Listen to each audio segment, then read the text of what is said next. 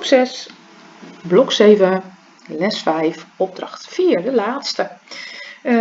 Kijk bij opdracht 3 en teken de scholen na in het raster. Nou, wat je gaat doen is kijken wat had je hier ingevuld. Als ik me niet vergis was dat B6. Dan ga je hier in B6 de school tekenen. En dat is het enige wat je hoeft te doen. Dus het is even weer kijken of jij ze nu zelf weer terug kan vinden in het raster. Succes! Deze les was niet heel moeilijk en kunnen jullie vast ook maken.